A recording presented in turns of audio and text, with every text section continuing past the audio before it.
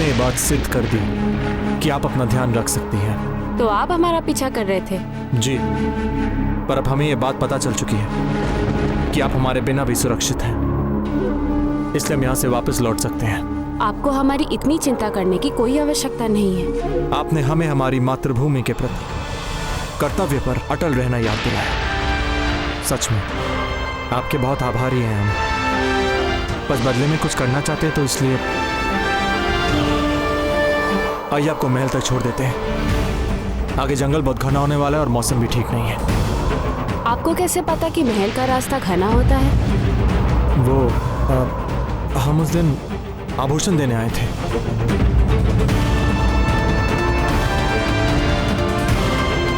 यदि आपको हम पर विश्वास है तो चलिए। ठीक है।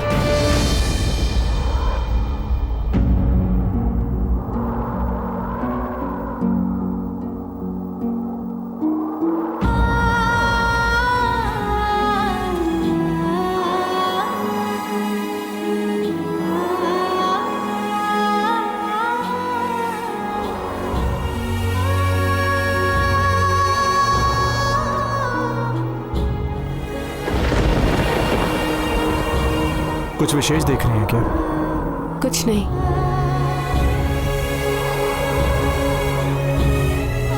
अब आप कुछ बताएंगे? ये वो स्थान है जब हम छोटे थे ना, तो हमारी प्रिय सखी के साथ यहाँ पर आकर खेला करते थे। कहाँ है आपकी प्रिय सखी?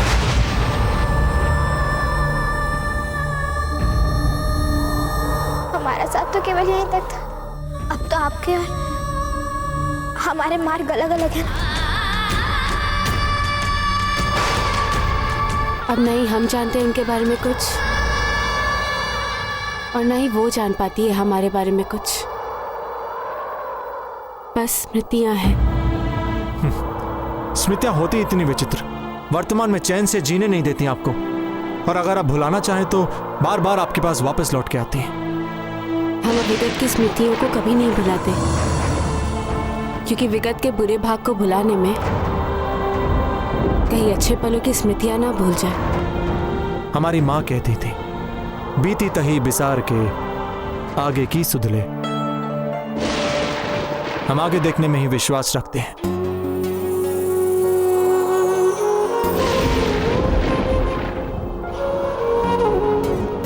ये अश्वपालक क्यों ऐसी पहेली सा लगता है? जितना इससे बात करते हैं उतना ही गहराई दिखती है हमें इसमें। चलिए। कुंवर प्रताप, लड़कियों से सदा हाथ भर दूर रहने का अपना नियम नहीं भूलना है आपको।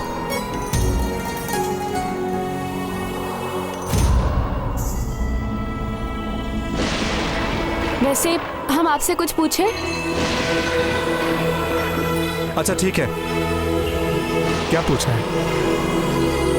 सेना में सम्मिलित होने से आप इतना झिझक क्यों रहे थे? आपकी रानी माँ इस महल को और हम सबको छोड़कर कहीं चली गई है।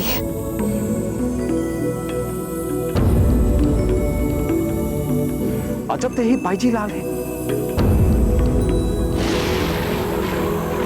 हमें अचानक सम्मिलित होकर ऐसा लगा कि हम उस दिशा में बढ़ रहे हैं जिस दिशा में हम अपनी जिंदगी में, अपने जीवन में कभी जाना ही नहीं चाहते थे। पर आप तो एक देशभक्त हैं, और एक देशभक्त को कोई भी अवसर मिले अपनी मातृभूमि की सेवा करने के लिए, उसे बिना झिझक उसे गले लगा लेना चाहिए।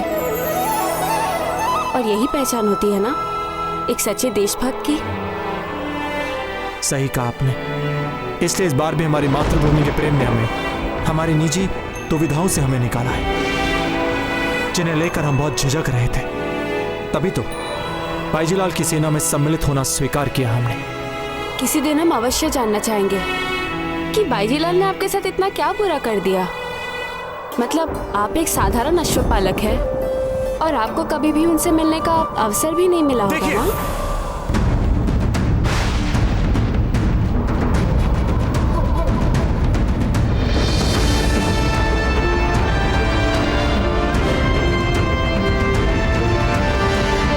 हमें बाईजीलाल के बारे में बातें नहीं करनी। आपने बात समझाई, हम समझ गए, बात समाप्त।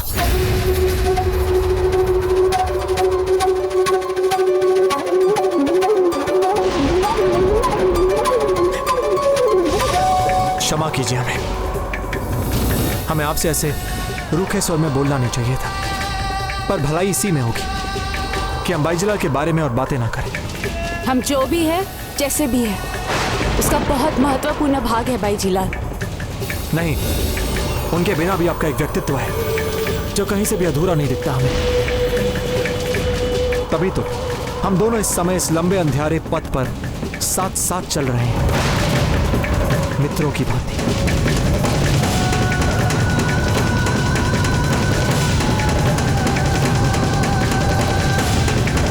क्षमा कीजिए, पता नहीं हमने आपको मित्र कैसे कह दिया, नहीं कहना चाहिए था।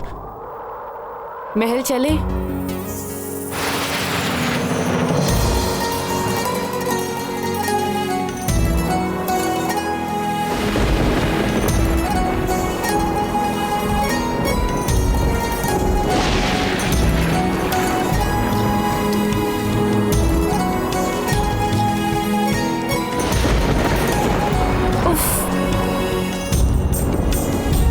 क्या हुआ?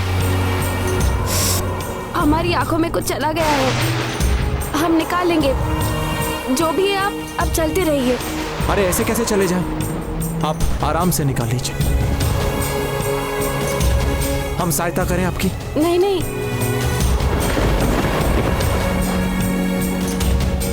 इधर आइए। इतने दूर से कैसे निकालें आपका तिनका? यहां पास आइए।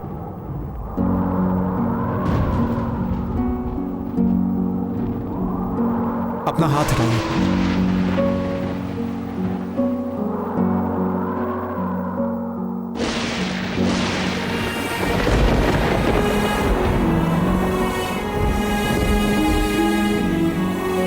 बस बस हो गया।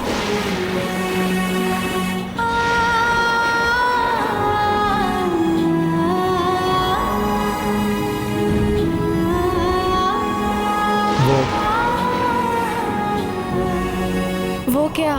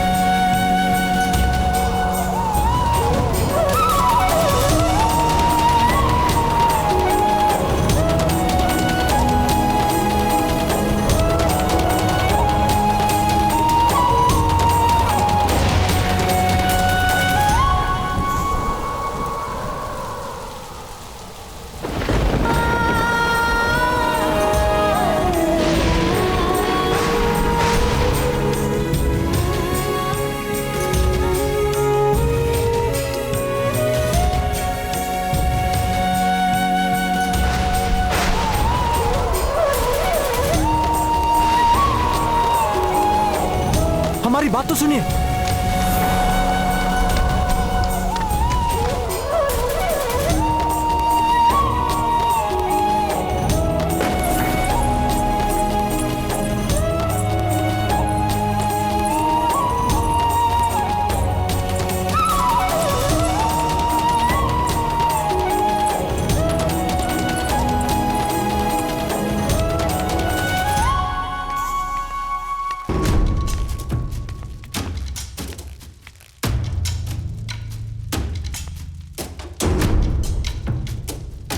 प्रताप,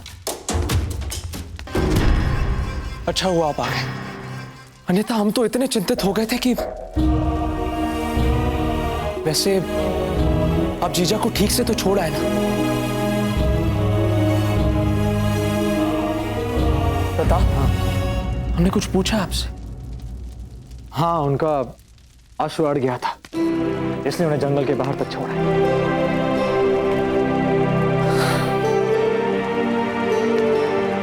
धन्यवाद मित्र। जब भी देर हो जाती थी हम स्वयं जाते थे जीजा को छोड़ने, किंतु आज उस दिवाली मेले की तैयारियों में इतने व्यस्त हो गए कि पहुंच ही नहीं पाए समय पर।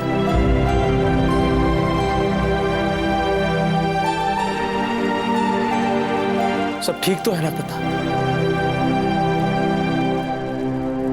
क्योंकि आपको देखकर ऐसा लग नहीं रहा, प्रतीत होता है जैसे जंगल में सब कुछ सरल और सहज नहीं था, है ना? हाँ, कह सकते हैं आप ऐसा। ज्ञान सिंह, हमें आपसे महत्वपूर्ण बात करनी है।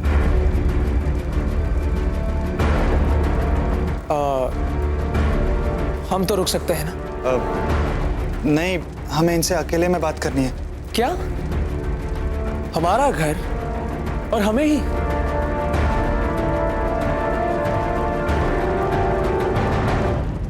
ठीक है, कर लीजिए आराम से वार्तालाप। हमारा क्या है, हमारे मित्र प्रसन्न तो हम भी प्रसन्न। धन्यवाद।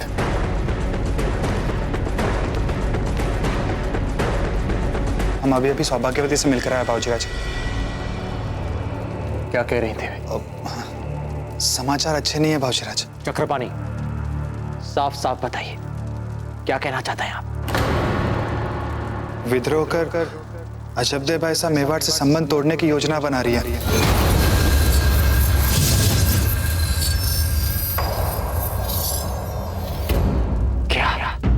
ये क्या अनर्थ हो गया हमसे कान्हा जी? क्या पाप हो गया हमसे? पत्नी है हमको और प्रताप की।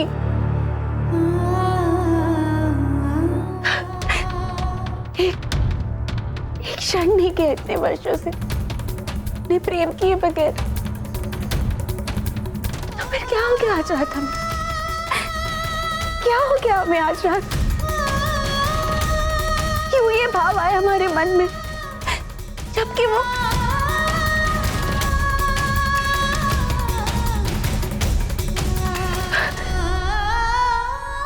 क्यों हम अपने आप को पीछे नहीं खींच पाए?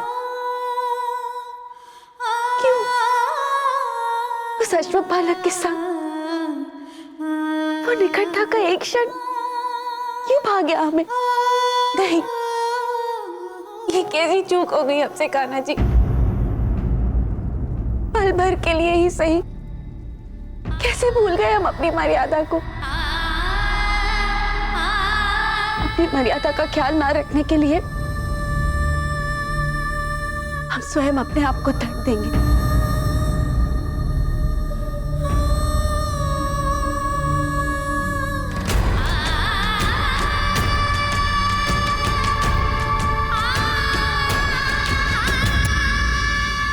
बिजोलिया को मेवाड़ से स्वतंत्रता की घोषणा ऐसा कैसे कर सकती है वे? उनका तदुस्साहस चक्रपाणी वैसे ही हुआ जैसे हमने सोचा था। वे आज भी अपने निजी प्रतिशोध की आग में जल रही हैं, तप रही हैं जब तक। हमने सपने में भी कभी नहीं सोचा था अपने निजी असंतोष और बिजोलिया की बुरी स्थितियों को जोड़कर ऐसी राजनीतिक मूर्खता कैसे कर सकती है वे? इतना कैसे गिर सकती है वे? शांत हो जाइए बाबूजीराज, शांत हो जाइए। एक बार उनके दृष्टिकोण से देखने का प्रयास कीजिए। विकल्प ही क्या बचा था उनके पास? और आपने भी स्वयं अपनी आंखों से देखा ना कितना नुकसान किया यहाँ पे अफगानों ने बिजोलिया का। कि पत्ता के जीजा ने भी आपको कहा था ना कि बार बार बिजोलिया ने चित्तौड़ को सहायता संदेश भेजकर भी आज तक कोई उत्तर नहीं आया। इसका अर्थ ये नहीं चक्रपाणी क्यों अपने आप को और बड़ा और महत्वपूर्ण समझे। मेवाड़ की एकता को चुनौती देने वाला निर्णय यहां ले बैठे बैठे। क्या उन्हें हमसे बात की, कुंवर प्रताप से बात करने की सोची? नहीं, क्योंकि उनका खुद का स्वाभिमान मातृभूमि के सम्मान से कहीं अधिक महत्वपूर्ण है।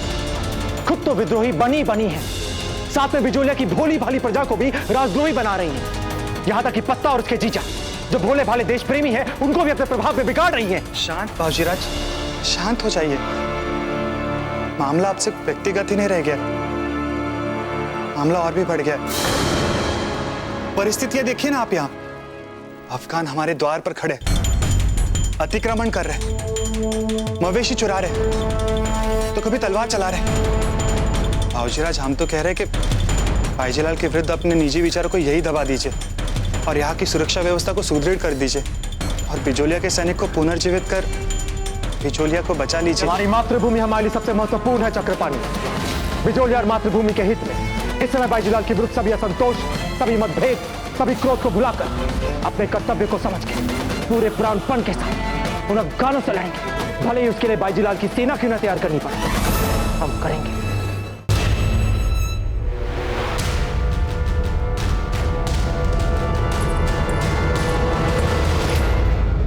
क्या कर रही हैं आप? कहीं फिर से आप हमेशा की तरह अपनी मन की बात मानने के लिए दंड तो नहीं दे रही ना स्वयं को? आप क्या थे सौभाग्यवती, यही मूर्ख हमारा मन कितना भी समझाने भटक ही जाता है, बात भ्रष्ट कर देता है। परंतु हुआ क्या? भगवान के लिए मत पूछिए सौभाग्यवती, मत पूछिए।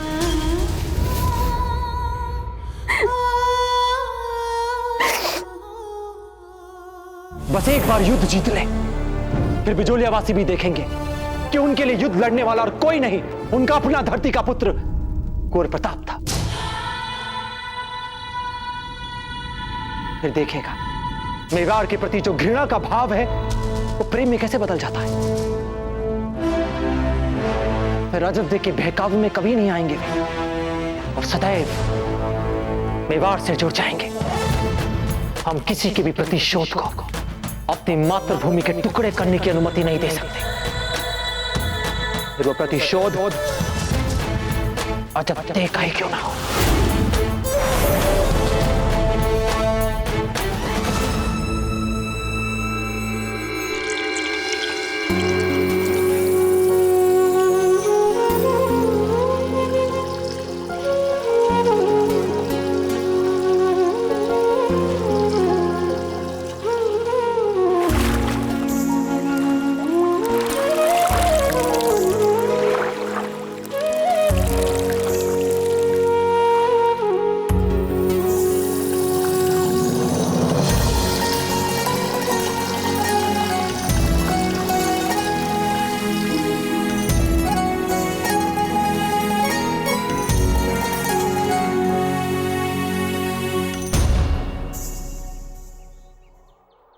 सूर्यदेव,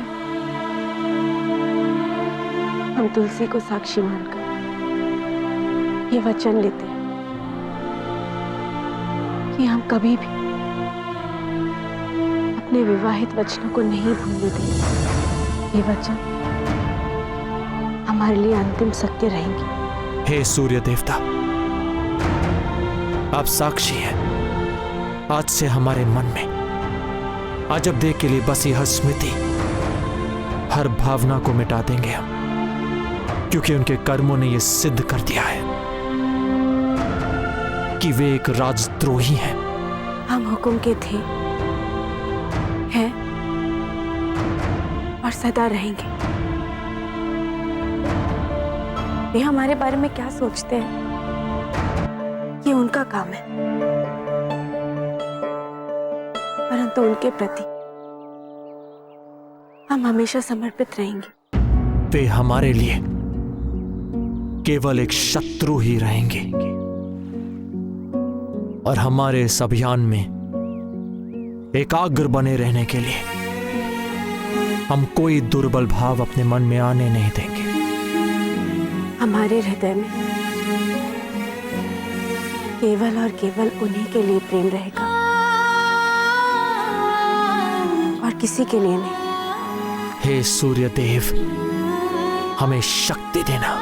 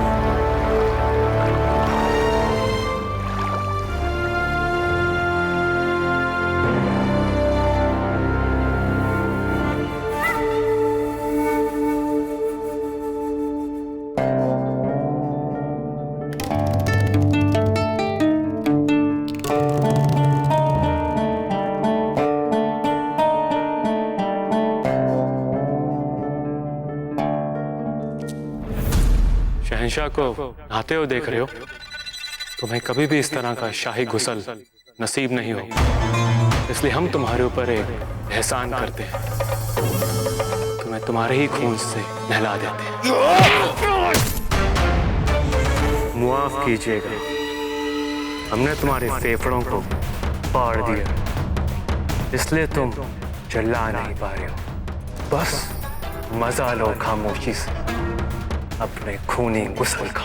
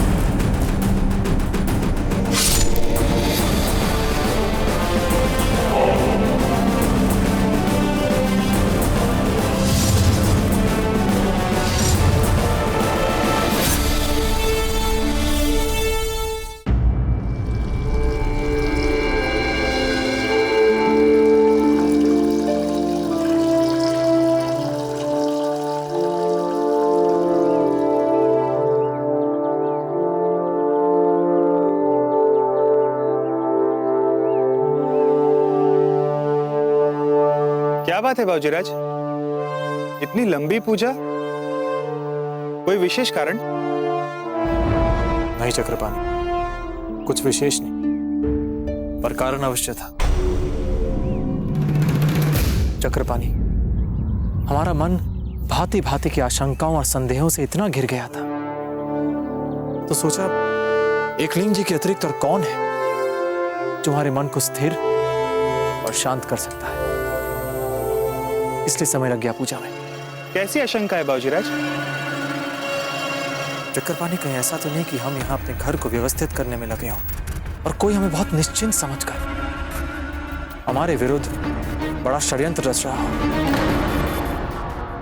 सब जानते हैं कि शहंशाह की तलवार कभी निशाना नहीं चूकती, तो इस बार ऐसी क्या वजह है शहंशाह, सीना चाक करने के बाद भी आपकी तलवार हमारे दिल से 2 सूत पहले ही रुक गई। लगता है कि शहंशाह चाहते हैं कि बादशाह खान अभी और जिए। सजा भुगतने वाले इन कैदियों को मारकर ये मत समझ लेना कि बड़ी बहादुरी का कारनामा कर दिखाया है तुमने। हाँ बादशाह खान, हम जानते थे कि तुम आओगे, इसलिए हमने इन सजायाफ्ता डाकुओं को अपने बादशाह की हिफाजत में जान कुर्बान करने का बाइज्जत मौका अता फरमाया। और हाँ, जब तक जलाल खुद ना चाहे कोई भी जलाल के करीब नहीं पहुंच सकता बादशाह खान।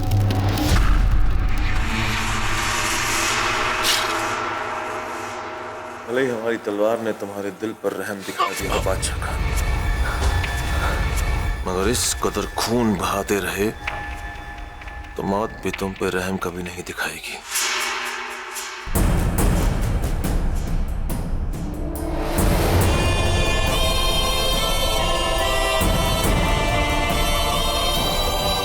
इसीलिए इससे पहले कि रेत खड़ी अपनी रेत खत्म करे, फौरन हमें वाजिब वजह बताओ कि तुम्हारी यहाँ पर की गई गुस्ताखियों के लिए क्यों ना हम तुम्हें सजाए मौत दें।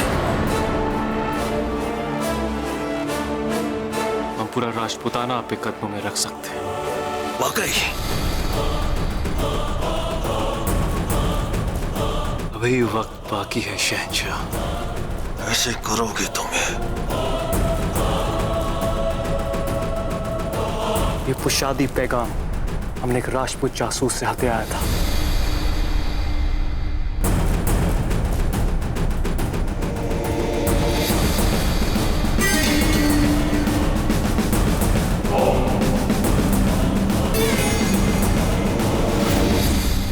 हमें भी लगता है कि अब हमें अपने राज्य बीकानेर की भलाई के लिए मुगलों के साथ संधि कर लेनी चाहिए।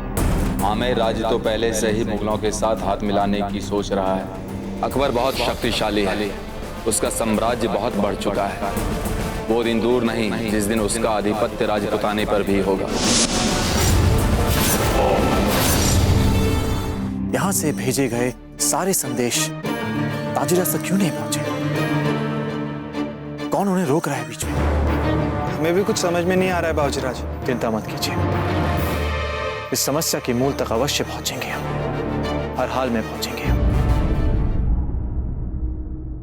ये हमने रावत जी के नाम लिखा है, इसे प्रचलित राजकीय मार्ग से नहीं बल्कि अपने स्तर पर नहीं, अपने पिता के हाथों रावत जी तक पहुंचाइए। और ध्यान रहे ये उनके ही हाथ में मिलना चाहिए, किसी और के नहीं। विश्वास रखिए, ऐसे ही होगा बाबूजीराज।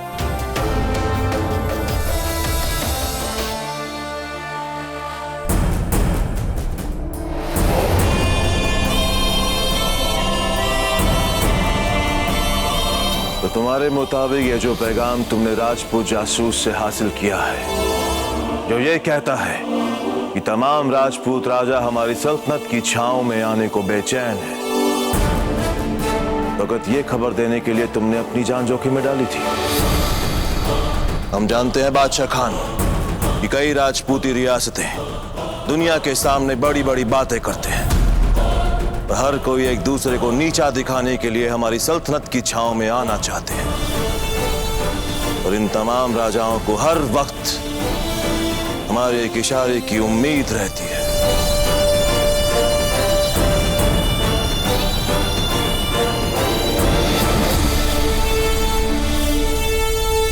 तुम इतने बेवकूफ भी नहीं हो सकते बादशाह खान कि अपनी जान जोखिम में डाल के ऐसी मामूली खबर देने, हमारी ख्वाहिश के बिना हमारे इतने करीब आने की जरूरत करो।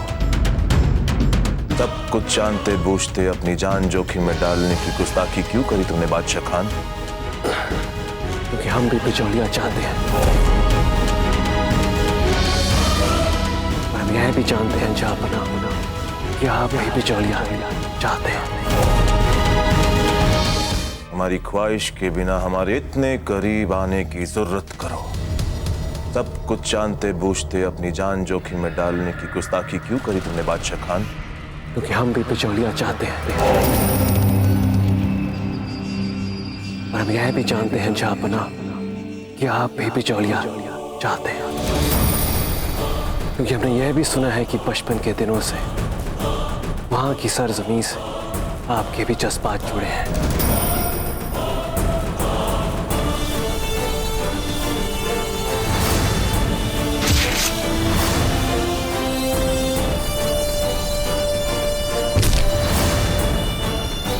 ले जाओ उसे शाही हकीम के पास और बोलना उनसे, हम चाहते हैं ये जिंदा रहे, इसके चाक सीने को एहतियात के साथ सी दिया जाए।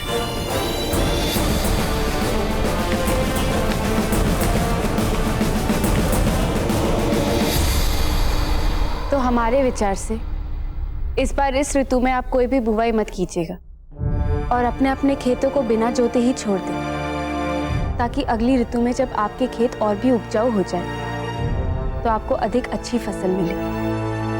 और इस बार खेती ना करने से आपको जो हानि होगी वो आपके सामंत अपने राजकोष से पूरा करेंगे, है ना बलवंत सामंत जी? बाईजी लाल की, बाईजी लाल की, बाईजी लाल की, बाईजी लाल की, बाईजी लाल की। परंतु हाँ, अगली बुवाई में अगर फसल अच्छी हो तो हम अपेक्षा करते हैं कि आप राज्य दुगना कर देंगे। दुगना क्या बाईजी लाल, तिगुना कर दे देंगे। बाईजी लाल की, बाईजी लाल की, बाईजी लाल की।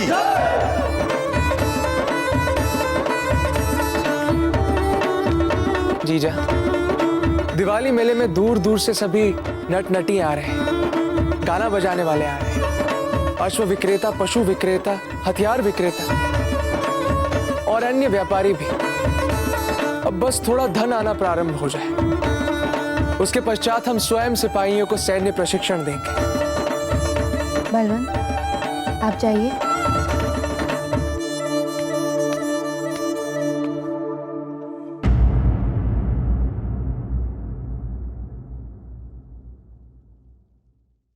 देखो पत्ता, हमने एक महत्वपूर्ण निर्णय लिया है और उसी निर्णय को बताने के लिए हमने आपको यहाँ पर बुलाया है। बताइए जीजा। चित्तौड़ के अश्वपालक को हम हमारी बिचौलिया की सेना में प्रमुख सेनापति नियुक्त कर रहे हैं।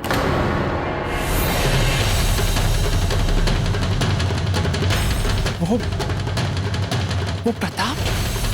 हाँ पत्ता, वही।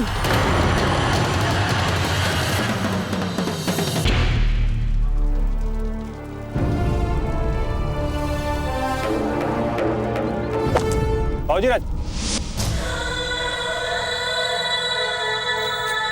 बाबूजीराज, आपके लिए इतनी जल्दी कैसे मान गई बाईजी लाल? पत्ता की जीजा, हमें पूरा विश्वास है उन्होंने बाईजी लाल को हमारे लिए अपने भरोसे में लेके मनाया होगा। ये पत्ता की जीजा में बहुत बढ़ गया आजकल आपका विश्वास।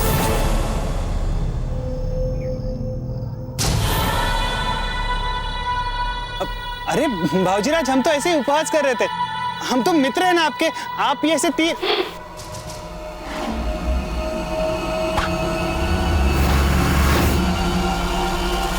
अरे भाऊजीराज,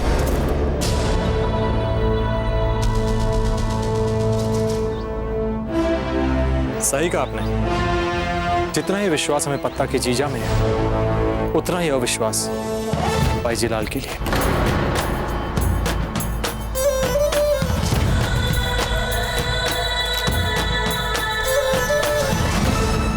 आप प्रताप को सेनापति बना रही हैं, किंतु कल तक तो आपको उन पर विश्वास तक नहीं था। और फिर जैसा आपने पहले सोचा था उनके बारे में, कहीं वो सचमुच चित्तौड़ के गुप्तचर निकले तो? नहीं पता, ऐसा नहीं होगा। हमने स्वयं देखा है अपनी आंखों से। जब उन्हें कोई देख नहीं रहा था तब उन्होंने बिचौलिया के लिए अपने समस्त आभूषणों को दान कर दिया। ऐसा कोई गुप्तचर कर ही नहीं सकता। अब ये क्या बात हुई जीजा?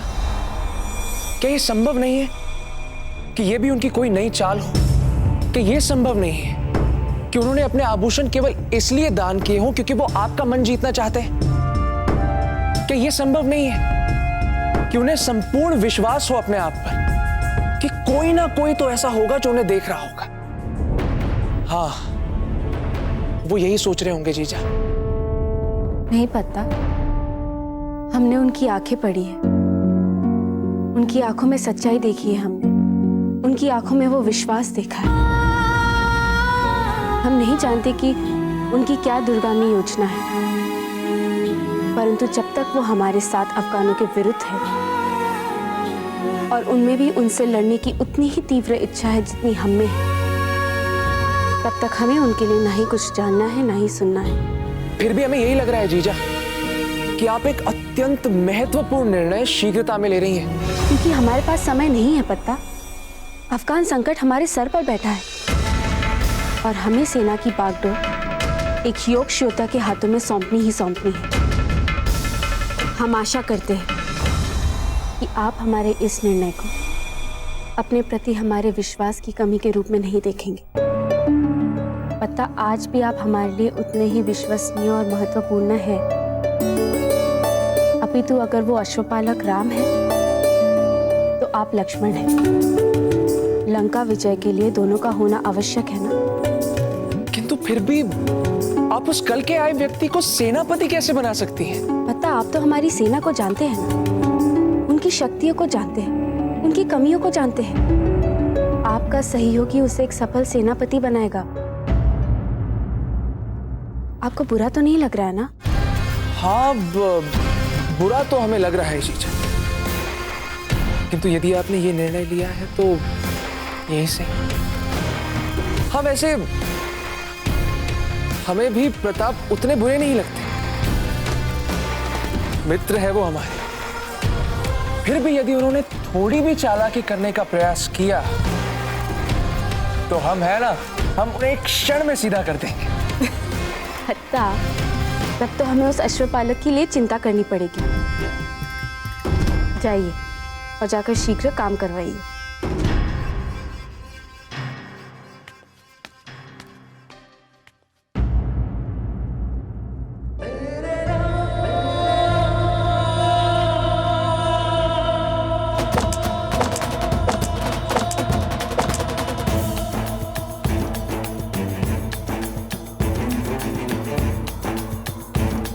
चले चक्रपाणी।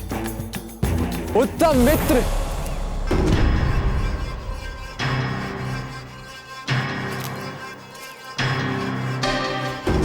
अति उत्तम।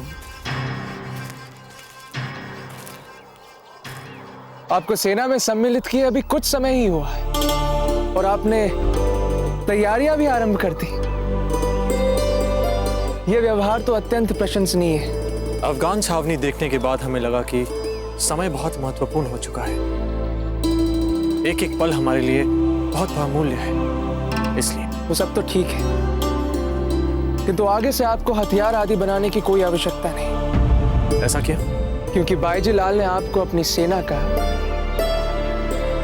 प्रमुख सेनापति बनाने का निर्णय लिया है। ये तो हमें पहले से ही पता। अच्छा समाचार लेकर आए हैं पत्ता। हम आपके जीजा के बहुत आभारी हैं। हम जानते हैं यदि आपकी जीजा ने उन्हें नहीं समझाया होता तो वे ये निर्णय नहीं ले पाते। धन्यवाद। किंतु जीजा ने केवल वही किया जो उन्हें करना चाहिए अपने देश के लिए।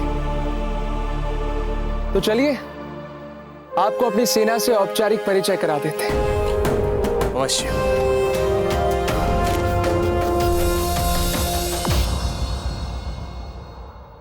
तो धमन सिंह जी, कितने मवेशी बताए थे आपने? 35?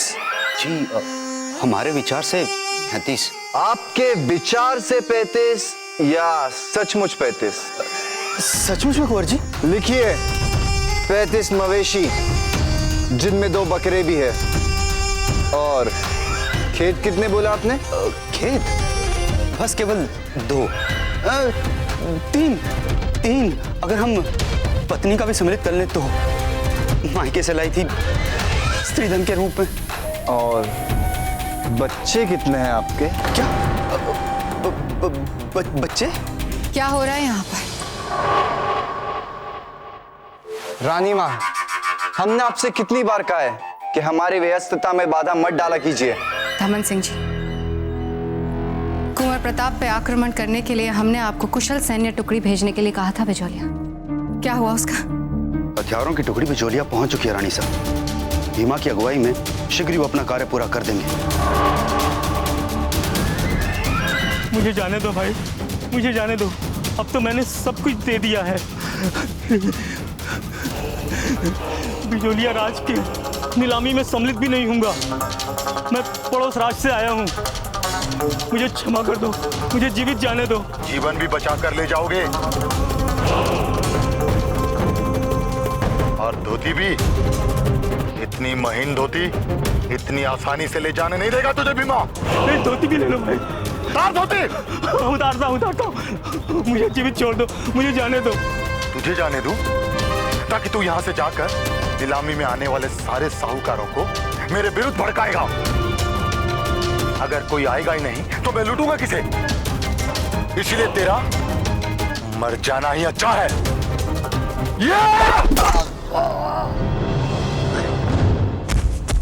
अब सुन लो सब कान खोलकर। अब एक तीर से दो शिकार होंगे। हो जाओ तैयार। नीलामी में चलकर बिजोलिया के सारे स्वर्णाभूषण लूट लेंगे। एक और महत्वपूर्ण कार्य भी है। कुंवर प्रताप को पूरी तरह से घायल करने का कार्य, जिसके लिए दमन सिंह हमें मुंह मांगा धन देगा। एक तरफ सोना होगा और एक तरफ धन। सोना धन।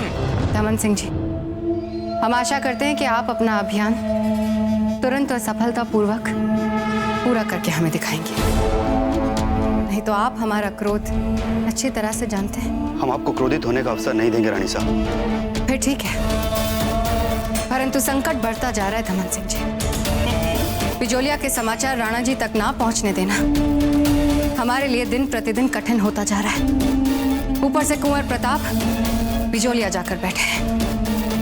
कब तक हम राणा जी को अंधेरे में रखें? आपको जल्द से जल्द कुछ ऐसा करना पड़ेगा जिससे कुंवर प्रताप बिजोलिया से बाहर आ जाए। ऐसा ही हुआ रानी साहब।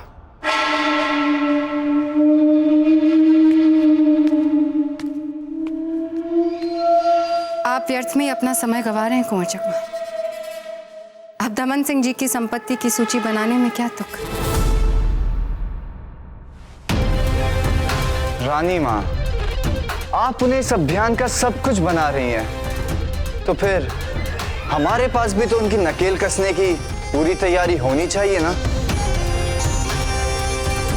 जैसे ही दमन सिंह जी इस अभियान में अपनी असफलताएं दिखाना आरंभ करेंगे, हम इस सूची के सहायता से उनकी नकेल खींच लेंगे। कुंवर चकमा, आपके मन को पढ़ पाना बहुत कठिन है। इसीलिए तो नियति ने हमें राजा और आपको पटरानी बनाने का निर्णय लिया है।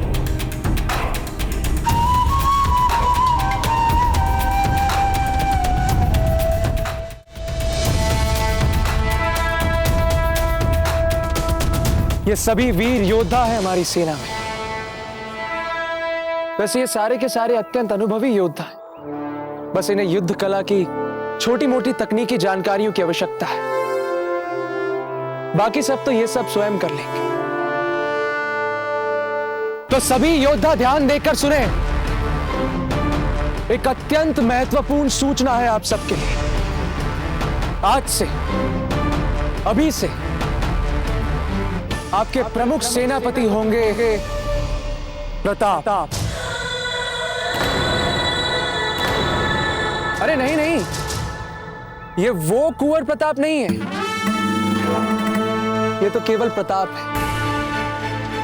केवल प्रताप, बस नाम ही एक जैसा है इनका। उसके अतिरिक्त और कोई साम्यता नहीं है इन दोनों में। लीजिए प्रताप, सबसे व्यक्तिगत रूप से मिल लीजिए।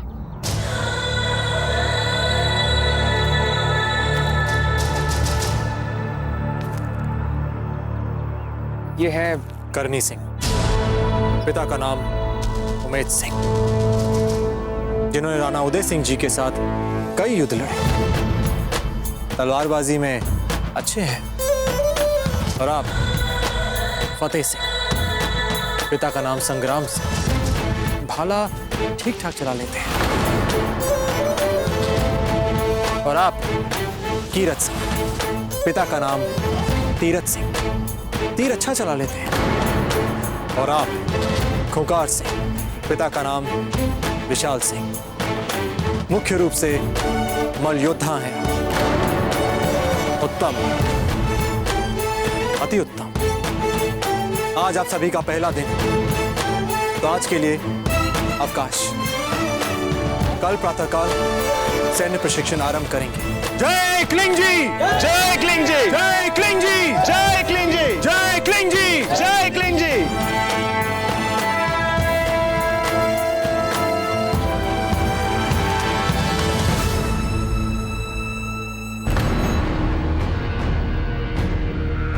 आप इतना कुछ कैसे जानते हैं इनके बारे में?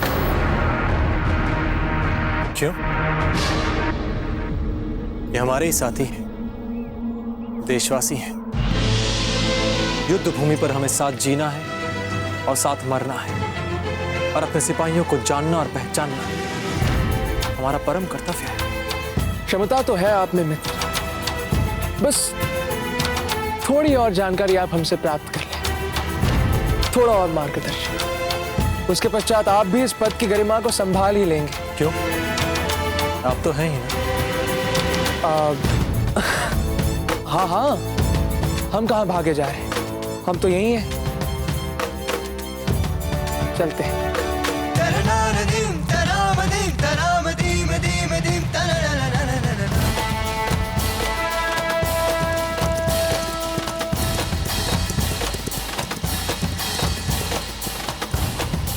बाबूजीराज,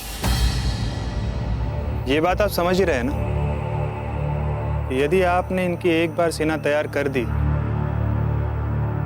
तो अफगानों को लड़ने के लिए आपके काम तो आ ही जाएंगे, परंतु अफगानों को हराने के बाद यही सेना चित्तौड़ के विरुद्ध भी खड़ी हो सकती है। नहीं चक्रपाणी, नहीं, क्योंकि एक बार हमारे साथ युद्ध लड़ने के बाद ये हमारे प्रति निष्ठावान हो जाएंगे। फिर हम जो कहेंगे ये वही करेंगे।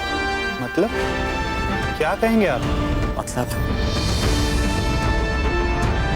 हम बाईजी लाल को देशद्रोही घोषित कर देंगे।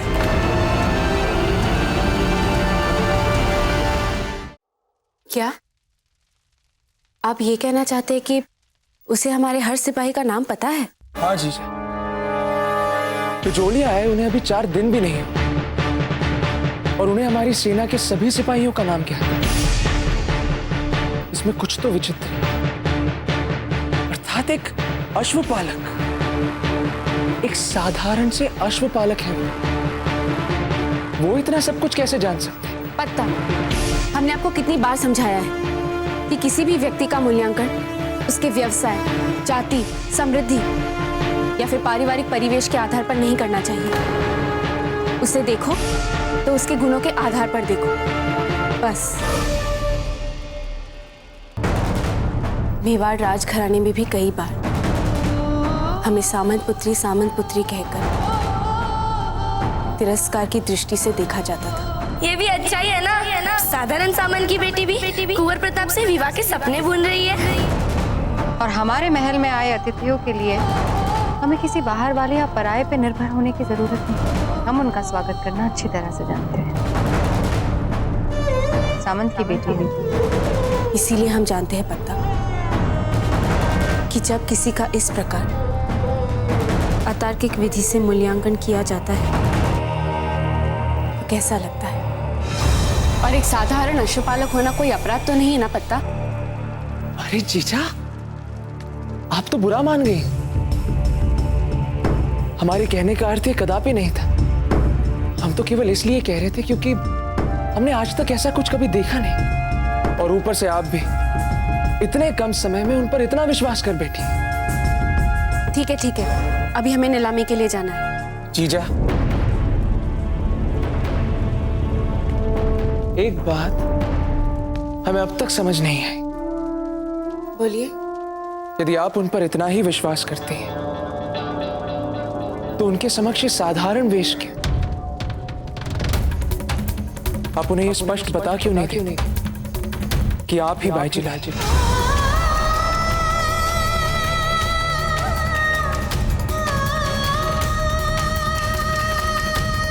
जीजा, एक बात हमें अब तक समझ नहीं आई। बोलिए। यदि आप उन पर इतना ही विश्वास करते हैं तो उनके समक्ष साधारण वेश क्यों? आप उन्हें ये स्पष्ट बता क्यों नहीं देते कि आप ही बाईजीलाल जी? हमें बाईजीलाल के बारे में बातें नहीं करनी। आपने बात समझाई, हम समझ गए, पर भलाई इसी में होगी कि हम बाईजीलाल के बारे में और बातें ना करें। नहीं पता, अभी ये उचित समय नहीं आया है। हमें दूसरे महत्वपूर्ण कार्य भी करने हैं। हमारे स्वर्णों की नीलामी होनी है, उनसे बिचौलिया की सेना बननी है, और यदि ऐसा नहीं हुआ ना, तो हम अफगानों से बिचौलिया की रक्षा कभी नहीं कर पाएंगे।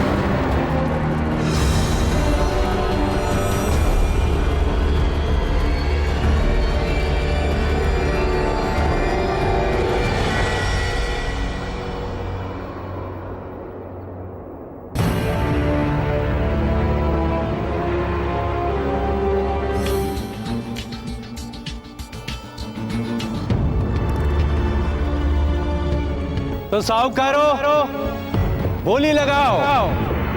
इस चांदी के थाल की ये बिजोलिया के सामंत का थाल है। बोली लगाइए। 5 स्वर्ण मुद्राएं। 5 स्वर्ण मुद्राएं।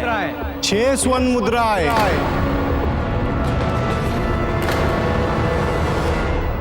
6 स्वर्ण मुद्राएं।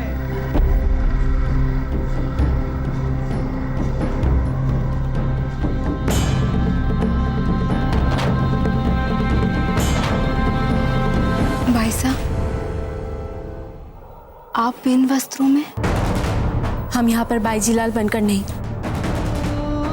बल्कि बिचौलिया की बेटी बनकर आए हैं। और कोई है इससे अधिक बोली लगाने वाला? माँ, ऐसा लग रहा है जैसे हमने बिचौलिया वासियों की भावनाएं, उनकी संवेदनाएं, उनका जीवन, उनका सब कुछ नीलाम कर रहे हैं। इतने वर्षों से श्रम कर करके जो छोटे मोटे स्वर्ण भूषण इन्होंने जुटाए होंगे, वो सब आज। किंतु ये सब अपनी इच्छा से कर रहे हैं अजब दी। देखिए किस प्रकार हंसते हंसते अपने आभूषणों की नीलामी होते देख रहे हैं सब बिचौलिया के लिए। प्रत्येक नीलामी पर जैसे ही राजकीय स्वर्ण मुद्रा पात्र भरता है, किस तरह बच्चों की तरह प्रसन्न हो जाते हैं ये सब। यही सच्चा बलिदान होता है ना माँ? सो तो है,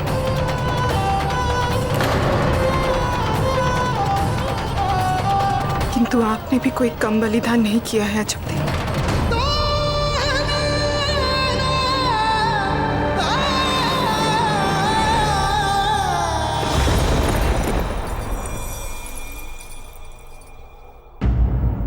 तो साहूकारो लगाइए इसकी बोली। ये मेवाड़ के राजघराने से बाईजीलाल को मिला विशेष उपहार है। ये स्वयं राणा उदय सिंह जी ने उनको उनके विवाह पर भेंट में दिया था। लगाइए बोली। 100 स्वर्ण मुद्राएं। 100 स्वर्ण मुद्राएं। 101 स्वर्ण मुद्राएं। 101 स्वर्ण मुद्राएं। 150 स्वर्ण मुद्राएं। 150 स्वर्ण मुद्राएं। 200 स्वर्ण मुद्राएं। 200 स्वर्ण मुद्राएं।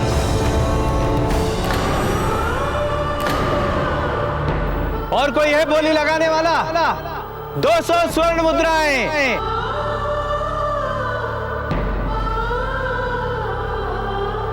ये आपका हुआ। क्या बात है। हम अभी आते। अच्छा,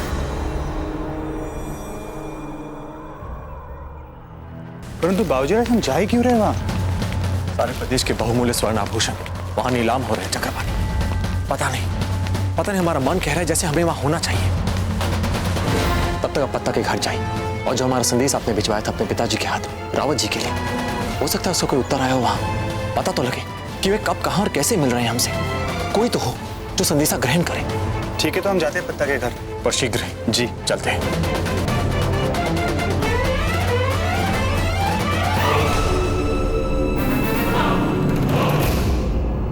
मेरी आशंका बिल्कुल सही निकली। कुंवर प्रताप को नीलामी में आना ही था और वो आ रहा है। तैयार रहना।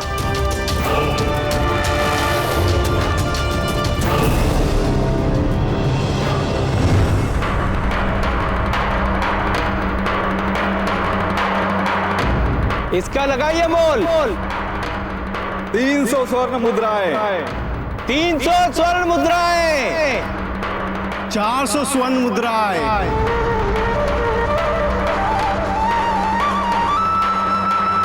400 स्वर्ण मुद्राएं। इस हार के लिए तो हम मुंह मांगा मूल्य देने को तैयार हैं।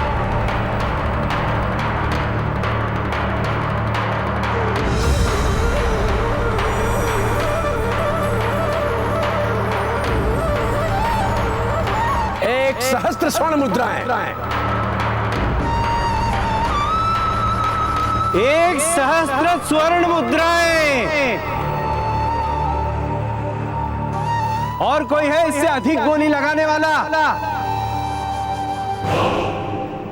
तुम सब लोग जाओ, एक एक करके पूरी भीड़ में बिखर जाओ। तब तक मैं कुंवर प्रताप पर नजर रखता हूं। जैसे ही मुझे मौका मिलेगा मैं तुरंत आक्रमण कर दूंगा और तब तुम लोग सारा सोना लेकर यहां से भाग जाना। लेकिन एक बात कान खोलकर सुन लो, हमारा ये अभियान एक डाका लगना चाहिए। अब जाओ।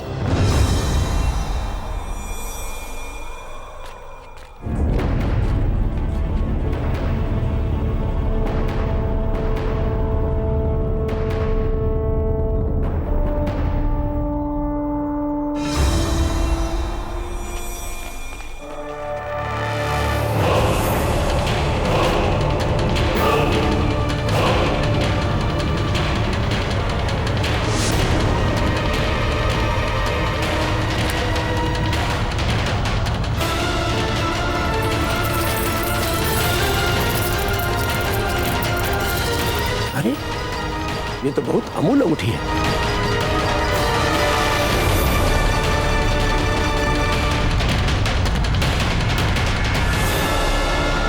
श्रीमान जी, क्या हम इस हीरे की अंगूठी को उछालकर इसकी चमक को देख सकते हैं?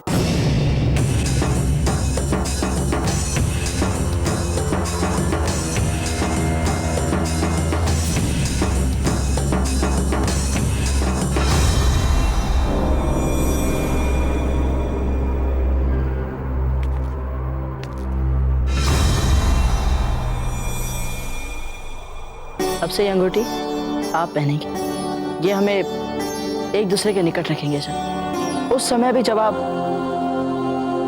जैसे कि हमने सुना है, कुछ वर्षों के लिए बिजोली लौट रहे हैं, तब भी ये आपको सदा हमारी याद दिलाएंगे।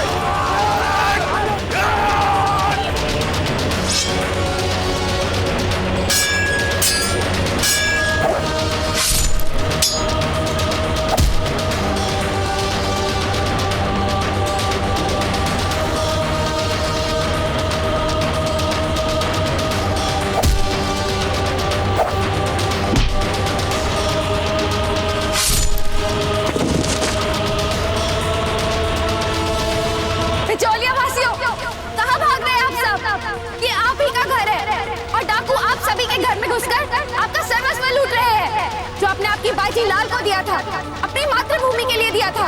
क्या आप लोग अपनी मातृभूमि के लिए दिया बलिदान इस तरह लूटते देख सकते हैं? नहीं ना? तो दिखा दीजिए इन्हें कि जब एक साधारण नागरिक का सर्वस्व लूटा जाता है तो फिर वो चुप नहीं रहता। मारो इन्हें।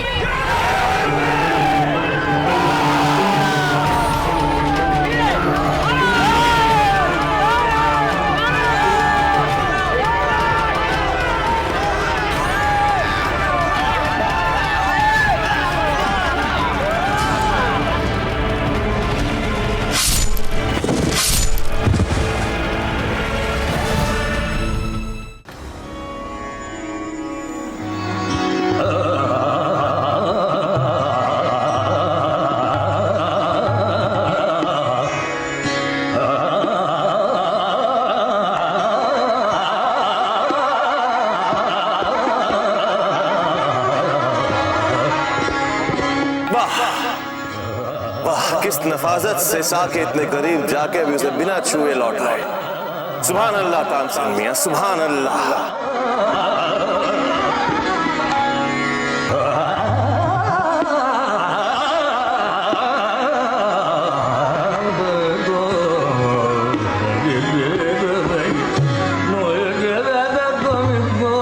बादशाह खान, ऐसा क्या खास है बिजोलिया में आपके लिए? हमने बार बार बिचौलिया की सरहद को पार किया है, पूरी कामयाबी के साथ वहां लूटपाट मचाई है।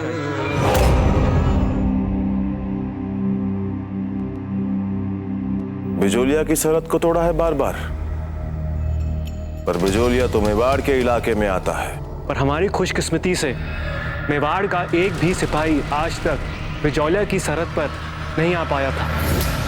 सब कुछ ठीक चल रहा था हुजूर, पर बिजौलिया में जो हाल ही में अपनी रियासत में मर मिटने का जज्बा पता नहीं कहां से पैदा हो गया है, बस वही हमारे सभी मंसूबों पर पानी फेर रहा है। और हमारे जासूसों ने बताया है कि वहां का सामंत खुफिया तौर पे हमारे खिलाफ अपनी फौजों को मजबूत करने में लगा हुआ है। और आप हमसे फौज इमदाद चाहते हैं? जी शहंशाह, बस हमें आपसे फौजी इमदाद मिल गई और एक बार हमने बिचौलिया पर कब्जा कर लिया तो फिर मेवाड़ को फतेह करने का आपका ख्वाब आसानी से पूरा हो सकता है।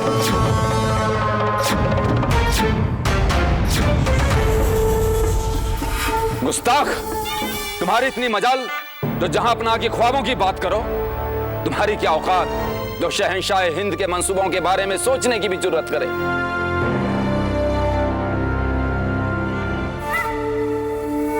खान बाबा से कहो इन्हें जितने सिपाही चाहिए दे दिए जाएं। पर वहां किसी को मालूम नहीं होना चाहिए कि आपकी फौज में मुगल सिपाही भी हैं और हमारे सब सिपाही आपकी अफगानी फौज के कपड़े ही पहनेंगे। इसकी क्या जरूरत है हुजूर? जैसा आप चाहेंगे वैसा ही होगा।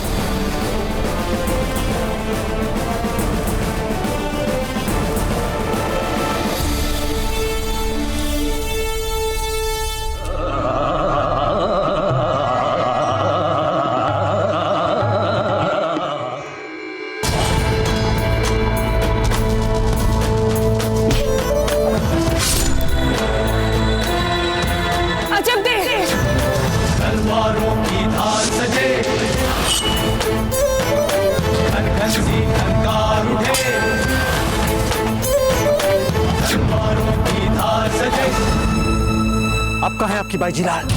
क्या वे महलों में छिपी बैठी है? उन्होंने हमें भेजा है। देख नहीं सकते आप? हम ही पर्याप्त हैं।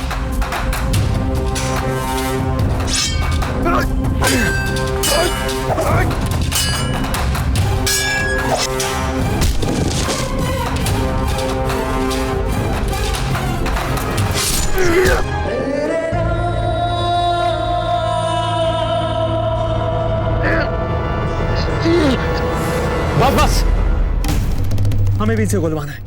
इनको भेजा किसने? और ये तो डाकू है ना? नहीं, अवश्य इनको किसी ना किसी ने भेजा है। हाँ, बिल्कुल ठीक कह रही है जो किसी ने भेजा है, लेकिन शायद आपको ये नहीं पता कि मुर्दों से भेद उगलवाया नहीं जा सकता।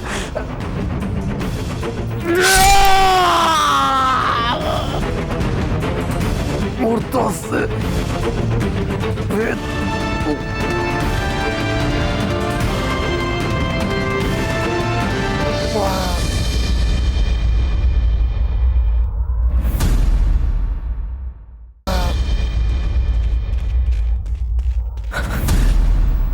ये क्या? जीजा आप ठीक तो है ना? हम तो सैन्य प्रशिक्षण की तैयारियों में जुटे हुए थे, तब हमें यह पता चला कि यहाँ पर एक बहुत बड़ी समस्या आन पड़ी है, इसलिए तुरंत ही चले आए। वैसे ये लोग कौन थे? जो भी थे, हमने इनके उद्देश्यों पर पानी फेर दिया है, परंतु हमें इस अश्वपालक का आभार मानना होगा। हाँ प्रताप, इन डाकुओं के विरुद्ध हमारे धन की रक्षा करने के लिए आपका बहुत बहुत धन्यवाद। ये आपके ललाट पे रक्त। जय एकलिंग की, जय एकलिंग की, जय एकलिंग की, जय एकलिंग की। प्रताप की जय, प्रताप की जय, प्रताप की जय। आप ठीक तो हैं भाई साहब? अरे आपके माथे पर रक्त लगा हुआ है।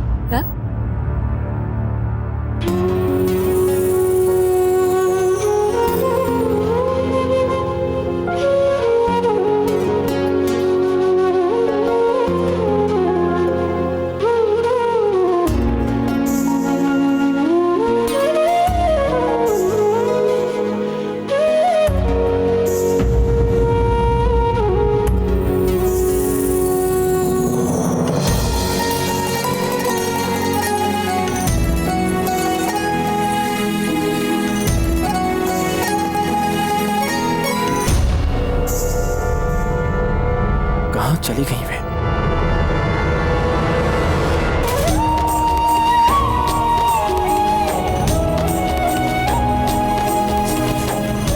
ये क्या हो रहा है हमारे साथ?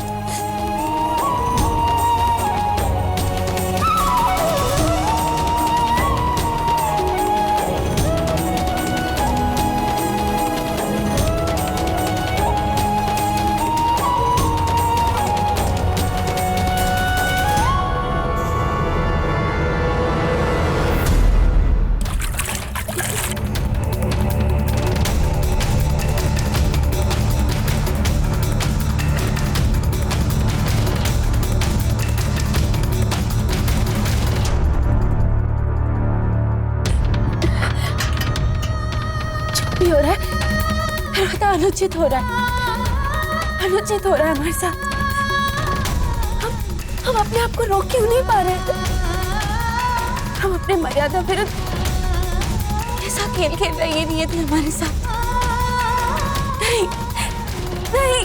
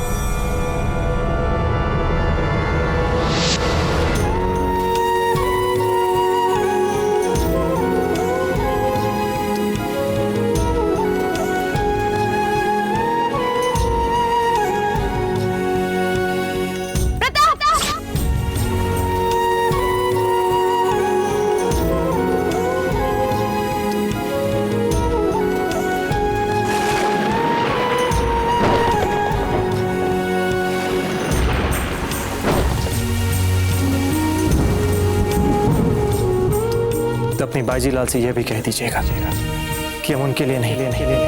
आपके कहने पर रुके, आपके कहने पर हमने अपने विचार बदले हैं, लेकिन हम केवल इसलिए यहाँ रुकेंगे क्योंकि हमें लगता है कि हम आप पर भरोसा कर सकते हैं।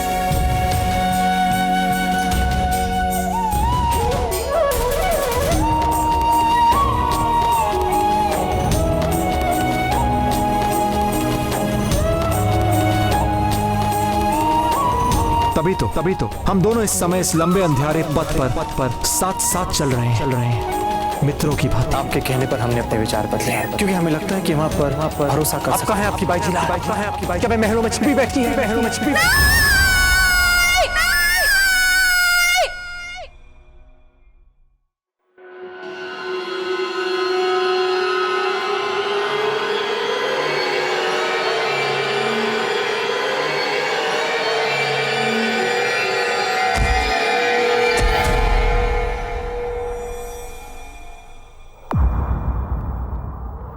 यदि कोई संदेशा नहीं आया तो मंगवाइए धमन सिंह जी।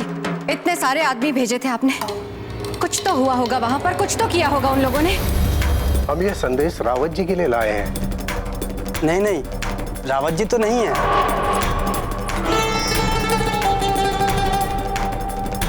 वे तो बाहर गए हुए हैं पंडित जी। कुंवर प्रताप के मित्र चक्रपाणी के पिताजी हैं। पता तो लगा ही कर क्या रहे हैं यहाँ पर। ये बहुत महत्वपूर्ण संदेश है, हम इसे रावत जी के हाथों में ही देंगे। प्रणाम पंडित जी। प्रणाम। लगता है राज के शिष्टाचार भूल गए हैं आप। पंडित जी हैं ये, पहले आदर के साथ इन्हें बैठने के लिए कहना चाहिए था और फिर सम्मान सहित जलपान पूछना चाहिए था, और उसकी जगह आप जाइए, चले जाइए यहां से। राणा जी ऐसी कोई बात नहीं है, हम तो बस रावत जी के लिए संदेश लेकर आए थे, उन्हीं को देना है बस। पंडित जी। प्रणाम पंडित जी। आपने कब से रावत जी के लिए संदेशा लाना जाना आरंभ कर दिया?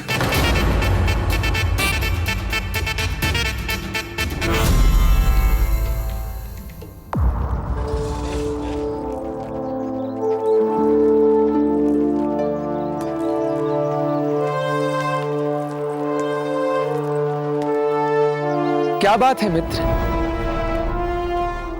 किसे खोज रहे हैं आप? तो आपकी जीजा यहीं पर थी, कहां चली गई अचानक? रक्त बह रहा था उनकी लाट से। रक्त? नहीं तो जीजा तो पूर्ण रूप से ठीक है, किंतु आपको अवश्य उपचार की आवश्यकता है। देखिए तो कितना रक्त बह रहा है आपकी बाह से। वैद्य जी। नहीं, हमें आवश्यकता नहीं है, हम ठीक है। किंतु देखिए तो। हम ठीक है। तो फिर संभाल कर रखिएगा अपने इस घाव को, ये सदैव आपको मीठी मीठी रक्त भरी स्मृतियों की याद दिलाता रहेगा। ये हम अपने निजी अनुभवों से कह रहे हैं मित्र। अच्छा, हम अभी घायलों की स्थिति देखकर आते हैं, चलते हैं। जी।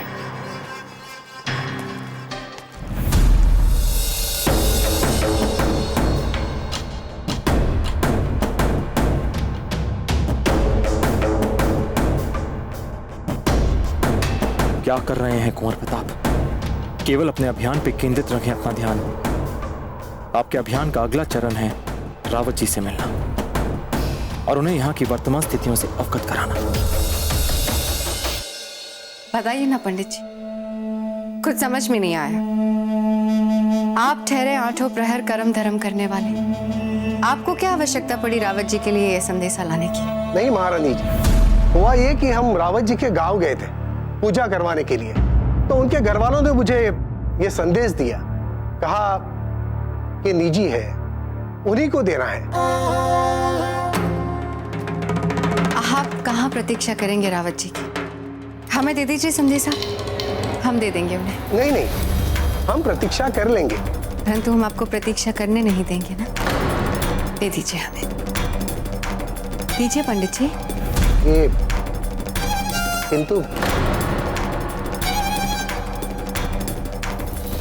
लीजिए।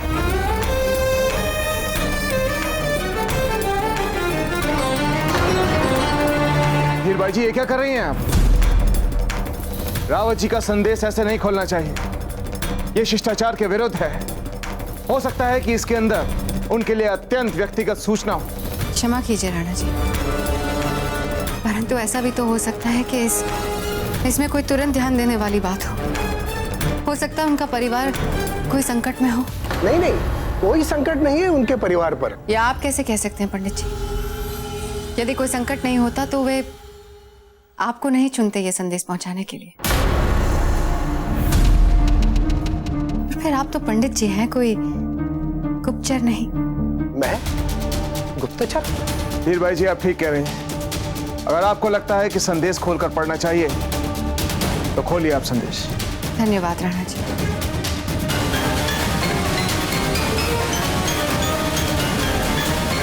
लो, रावत जी आ गए।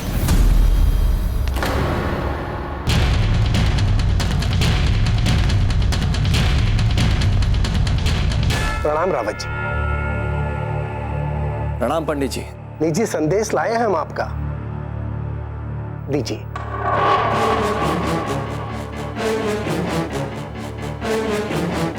आपके घर से लाए, निजी, व्यक्तिगत।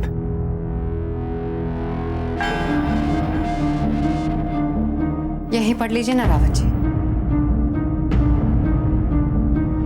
हम सब चिंतित हैं आपके घर से आए इस अप्रत्याशित संदेश को लेकर।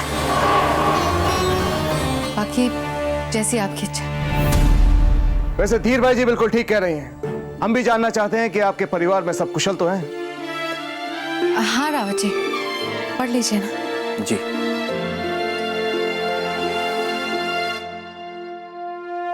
रावत जी, जय मां। आगे बिजोलिया का समाचार यह है कि बिजोलिया पे अफगानों के आक्रमण का भयंकर संकट मंडरा रहा है। साथ ही बिजोलिया वासी मेवाड़ से बहुत शीघ्र संबंध विच्छेद करने वाले हैं, जिसे हमें रोकना है। समस्या यह है कि इस समय हम राजमहल में किसी पर भी भरोसा नहीं कर पा रहे हैं, क्योंकि निश्चित रूप से वहां बिजोलिया के विरुद्ध कोई छिपकर षड्यंत्र चला रहा है।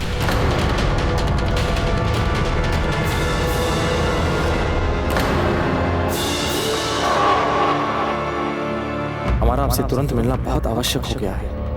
तब तक ये समाचार कृपया आप अपने तक ही सीमित रखें।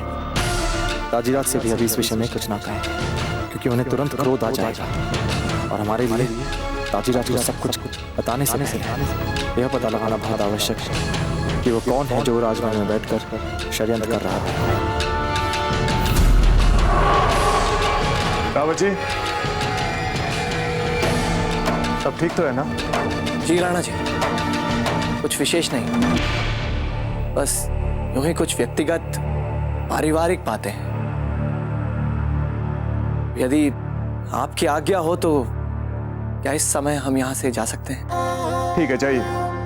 अणिखम्मा राणा जी। अणिखम्मा रानी साहब।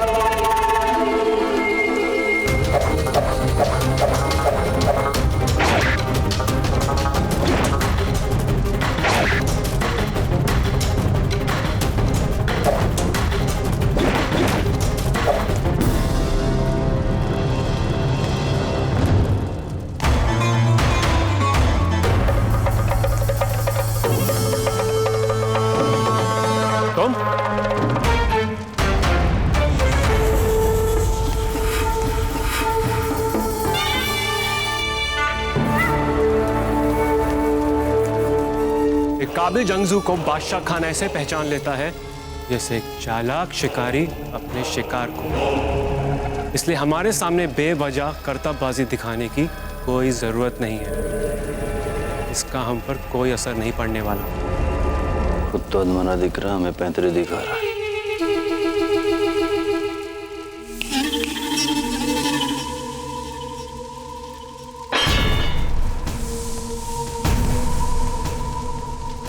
क्या बोला था तुमने? कुछ नहीं हुजूर, कुछ नहीं।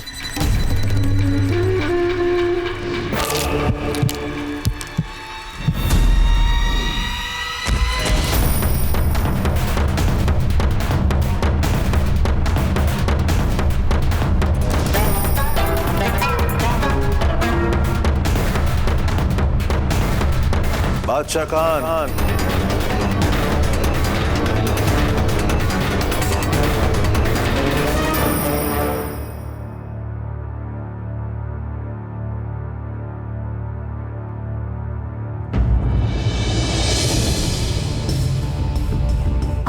विश्राम करें जब्दे। भाग्यवती, पहले हमें ये बताइए कि किसी ने माँ को ये तो नहीं बता दिया ना कि हम अभी अचेत हुए थे? आप चिंता ना करें, हमने कुछ नहीं बताया। धन्यवाद सौभाग्यवती। हमें तो बस यही चिंता खाई जा रही थी कि कहीं अगर माँ को पता चल गया तो वो बेकार चिंतित हो रही होगी। बहुत बहुत धन्यवाद। परंतु जब्दे, आप हमें तो बता दें, अपने कक्ष में धरती पे इस प्रकार आप अचेत पड़ी थी, हुआ क्या था आपको?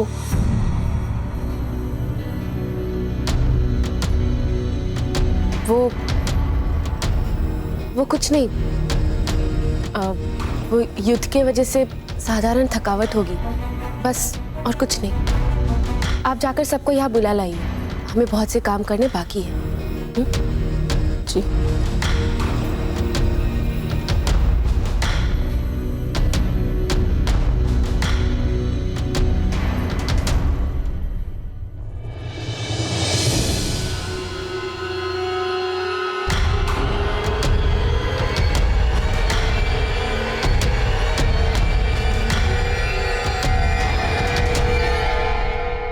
आपके सामने इस गुस्ताखी के लिए मुआफी चाहते हैं शहंशाह, पर इसने बदजुबानी से हमारी बेइज्जती की थी।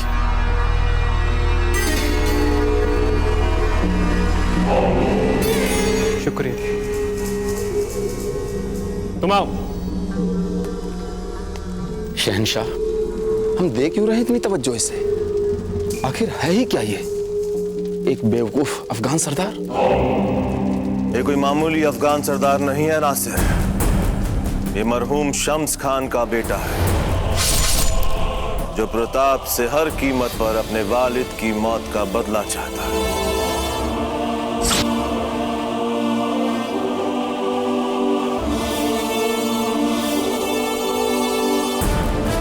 आपको कैसे इतनी बातें पता चल गई इसके बारे में शहंशाह?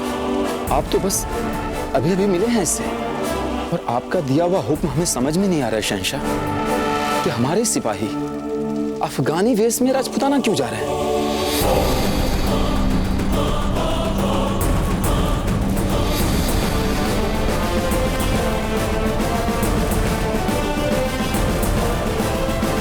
सब समझ में आ जाएगा नासिर।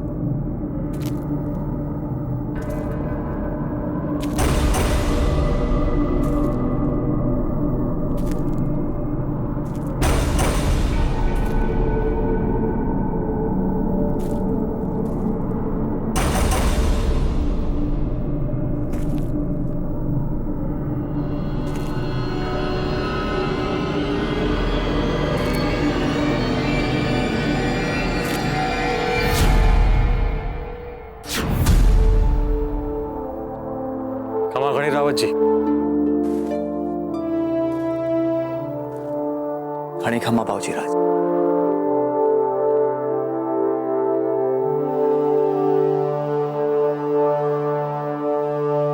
बाबूजी राज, लगता है अपनी इस तलवार को मांझने के अच्छे अवसर प्राप्त हो रहे हैं आपको इन दिनों बिचौलिया में। रावत जी, यहाँ की चिंता मत कीजिए, वहां सब कुशल तो है ना? जी बाबूजी राज, किंतु आपने अपने पत्र में जो लिखा था, ये बिचौलिया अलग क्यों होना चाहता है मेवाड़ से? कि आज बिचौलिया का बच्चा बिचौलिया के प्रति मेवाड़ की उदासीनता से दुखी है। पिछले 6 मास से लगभग हर पखवाड़े भेजा है हमने संदेश, पर आज तक हमें एक भी उत्तर नहीं आया। इसीलिए अब हमारे पास अफगानों से लड़ने के अलावा और कोई दूसरा विकल्प नहीं है। कुछ हमारी भूल और कुछ उनके नेतृत्व के कारण। बिचौलिया का नेतृत्व यानी बलवंत? जी नहीं, बाईजीलाल। ये बाईजीलाल कौन है?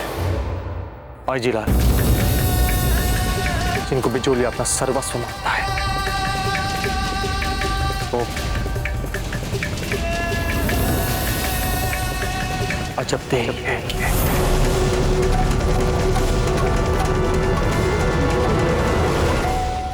आज बिचौलिया की इस अभूतपूर्व त्याग और बलिदान से हम अपने परीक्षा की घड़ी में यथोचित स्वर्ण मुद्राएं अर्जित कर पाए हैं। और अब समय आ गया है कि बिचौलिया की प्रजा के इस निस्वार्थ त्याग के लिए हम उन्हें वो दे जो वे चाहते हैं, अपना स्वाभिमान, अपनी स्वतंत्रता। हाँ रावत जी, अजब देही चाहते हैं कि बिचौलिया मेवाड़ से स्वतंत्र हो जाए। ऐसा होगा नहीं, हम ऐसा होने देंगे नहीं। अब बिचौलिया की प्रजा और वर्षों से उसके मेवाड़ से स्वतंत्रता के इच्छा के बीच कोई नहीं आ सकता। इसके लिए हमने स्रोत तो एकत्रित कर लिए हैं जीजा। अब हमारा अगला पक क्या होगा? बिचौलिया का वार्षिक मेला? हाँ, हमें आशा ही नहीं परंतु पूरा विश्वास है कि इस बार जिस प्रकार आपने मेले का प्रचार किया है अपने साथियों के साथ, दूर दूर से अश्व विक्रेता और हथियार विक्रेता अवश्य दूसरे व्यापारियों के साथ हमारे मेले का भाग बनेंगे। और फिर हम इनका लाभ उठाते हुए अपनी सेना के लिए सर्वश्रेष्ठ अश्व और हथियार खरीदेंगे। और फिर आप और अश्वपालक सरलता से सेना को सुदृढ़ बना सकते हैं। हम अकेले ही बिना उस अश्वपालक के सेना को सुदृढ़ बना सकते हैं जीजा। पत्ता, आप बिल्कुल बच्चों वाली बातें कर रहे हैं। हम सबको उस अश्वपालक पर भरोसा करना चाहिए। बाबूजी राज, आपको क्यों ऐसा लगता है कि ऐसा नहीं होगा? ये भली भांति जानते हुए भी कि अजब देह का कितना सम्मान है बिचौलिया। हम बाईजीलाल के किसी महत्वाकांक्षा पूरा होने नहीं देंगे। हम चट्टान बनकर बाईजीलाल और बिचौलिया की स्वतंत्रता की महत्वाकांक्षा के बीच आ जाएंगे।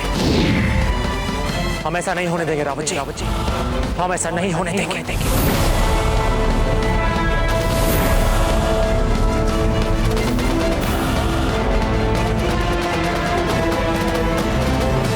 हाँ रावत जी, आज हमारे मन में अजब देख लिए ना ही कोई आस्था है और ना ही कोई विश्वास। और सच कहें तो बरसों पहले जब उन्होंने हमारी रानी मां को महल से जाने के लिए वश कर दिया था, उस समय जो अनास्था और अविश्वास हमारे मन में उत्पन्न हुई, वो आज हमारे मन में घर कर चुकी है। नहीं बाबूजी राज,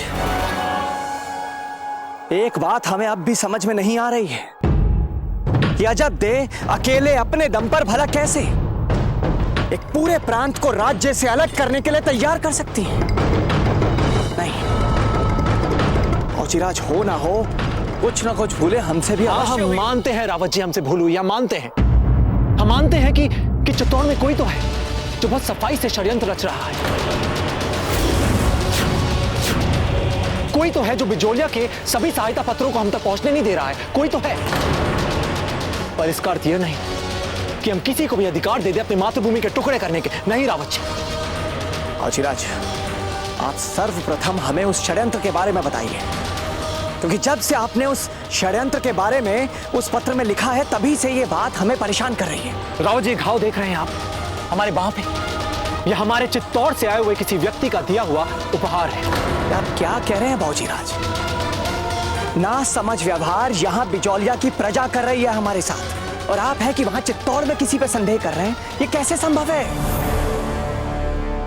बहुत बड़ा उत्तरदायित्व है हम पर पत्ता। बिचौलिया वासियों ने हम पर विश्वास करके अपना सर्वस्व सौंप दिया है हमें, तो फिर हमें सूद समेत उन्हें लौटाना होगा ना। ये सकारात्मक होती परिस्थितियां, ये अश्वपालक का हमारे बीच में आना, इन सबको हमें ईश्वर की ही कृपा समझनी चाहिए। बाईजीलाल, हमें उस अश्वपालक पे अधिक से अधिक विश्वास करना चाहिए, ताकि वो हमारी सेना को अधिक सुदृढ़ करे। क्योंकि नेतृत्व के गुण जो उसमें है, क्षमा करे, वो पत्ता में नहीं। इन बूढ़ी आंखों ने आज तक ऐसा शूरवीर योद्धा नहीं देखा। डाकुओं के संग क्या लड़ा वो! आहा, क्या तलवार चलाता है, क्या नेतृत्व के गुण है उसमें। हम तो कहते हैं बाईजीलाल ने उसे सेनापति चुनकर सबसे उत्तम निर्णय लिया है। हमें तो विश्वास होने लगा है कि वो विजयश्री हमें अवश्य दिलवा कर रहेगा। पर्वत सिंह जी, हमारा पत्ता भी किसी से कम नहीं है। दोनों पूरक है एक दूसरे के लिए, है ना माँ? और नहीं तो क्या। इतने वर्षों से पता नहीं तो हम सबका ध्यान रखा है, और देखिए ना अभी भी कितना श्रम कर रहे हैं ये। हमें अभिमान है पत्ता पर कि कैसे इन्होंने सदा अपनी वीरता से अफगानों को बार बार यहाँ से खदेड़ दिया।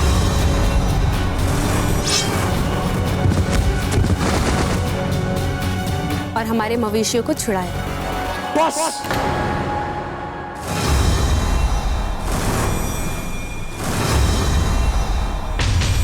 बस कीजिए जीजा, हमें आपकी इस प्रशंसा की कोई आवश्यकता नहीं है। बच्चे नहीं है हम।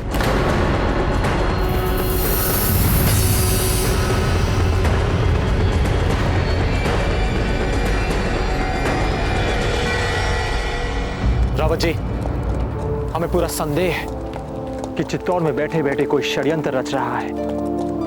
क्योंकि अगर बिजौलिया वासियों को पता चल जाता कि हम वास्तव में कौन हैं, तो हम पर बहुत पहले हमला हो चुका होता। क्योंकि राज परिवार के हर सदस्य के प्रति यहाँ के नागरिकों में क्रोध की भावना है। और इसके अतिरिक्त क्या बाबूजी राज?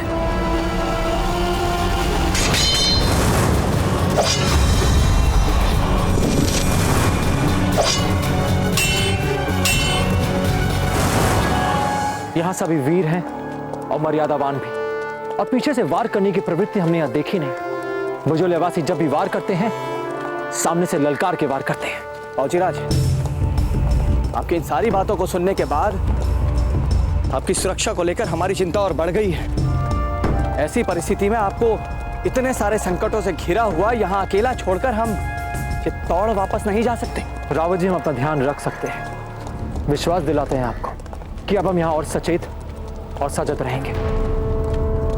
ये सब बातें छोड़िए, अभी हमारे सामने एक बड़ा और तात्कालिक संकट है, अफगानों से युद्ध। हमें बिजौलिया को अफगानों से बचाना है और मेवाड़ को अजब्दे से।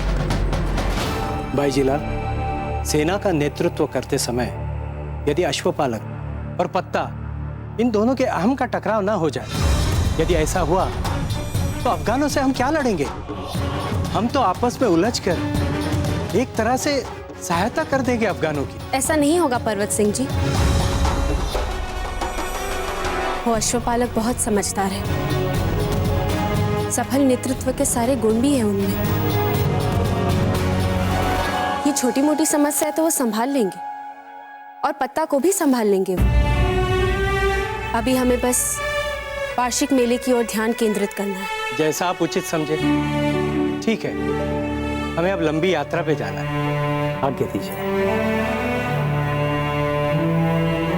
मिलने जाना है, हमें तो बड़े पक्के हैं, हमें इतना पहुंचे प्राणों के संकट आ पर्वत सिंह जी, किससे मिलने जा रहे हैं आप? तो ठीक है बाबूजी राज, यदि ऐसा है तो हम तत्काल चित्तौड़ से अपनी समस्त मेवाड़ी सेना को लेकर यहां आ जाते हैं बिजौलिया वासियों की सुरक्षा के लिए। इससे हमें यह लाभ होगा कि बिजौलिया वासियों के मन में चित्तौड़ वासियों के लिए जो खोया हुआ विश्वास है उसे पुनः जागृत करने में हम सफल होंगे। नहीं रावत जी, कोई भी गलत निर्णय, कोई भी गलत चाल हमारे लिए बहुत हानिकारक हो सकता है। बिजौलिया वासियों का मन जीतने का जो सुनहरा मौका है, ये सुनहरा अवसर जो है, हम सदा के लिए खो देंगे। हम ऐसा नहीं कर सकते, हमें बिजौलिया में रुकना है। 2 मोर्चों पे एक साथ लड़ना है, एक अफगानों के विरुद्ध और दूसरा उनके मन को जीतना, उनके विश्वास को अर्जित करना। और हमें पूरा विश्वास है कि हम ये करके रहेंगे। और जीराज, हम यहां क्यों आए?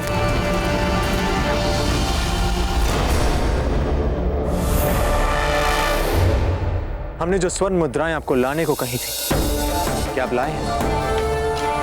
जी बाबूजी राज।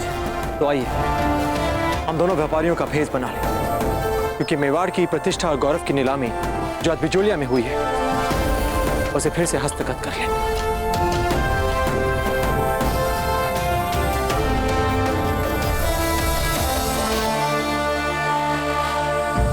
किससे मिलने जा रहे हैं आप?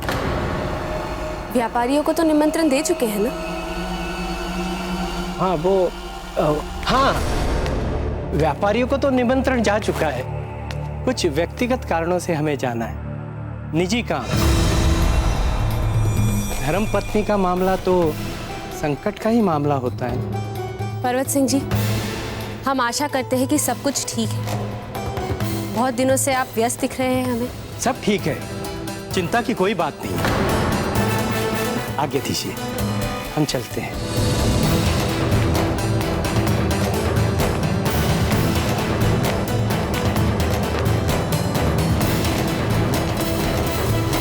वैसे अजब थे, जो विश्वास और सहयोग आप उस अश्वपालक के लिए दिखा रही हैं, उससे पता तो क्या, यदि हम भी होते ना तो ईर्ष्या हो जाती है। माँ, आप कुछ भी सोचती है। अरे नहीं, हम तो बस परिहास कर रहे थे। और रही बात पत्ता की, तो हम स्वयं उनके घर जाकर कल उनसे बात करेंगे।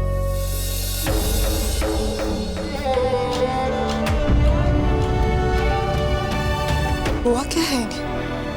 तो तुम कह रहे हो कि डाकुओं का एक हथियारबंद दस्ता बिजौलिया वालों और वहां की बाईजी लाल के सोने के जेवरात की नीलामी के वक्त हमला करने आया था, और एक शख्स ने आके उन सबको मार के बिजौलिया वालों की दौलत को लूटने से बचा लिया? हुजूर, मेरे ख्याल से ये वही शख्स है जिसने हमारे फौजियों को अकेले अपने दम पर पीटा था।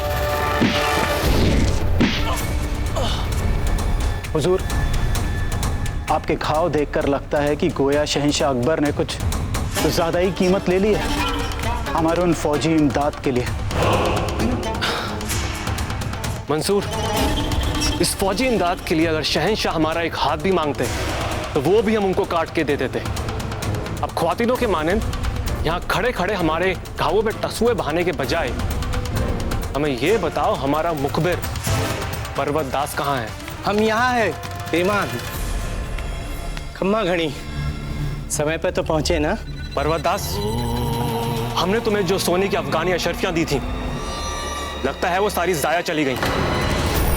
कितना कुछ हो रहा है बिजौलिया में और तुम्हें किसी बात का इल्म नहीं।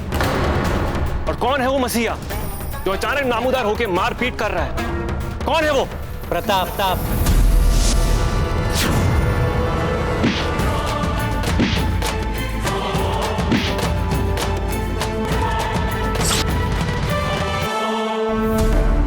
बीस सहस्त्र स्वर्ण मुद्राओं से 1 कौड़ी कम नहीं लूंगा।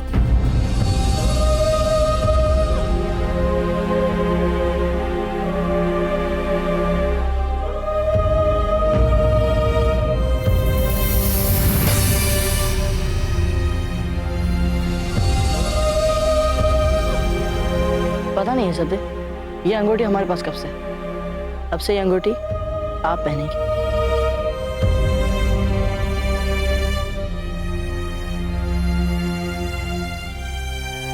ये लीजिए 20 सहस्त्र स्वर्ण मुद्राएं।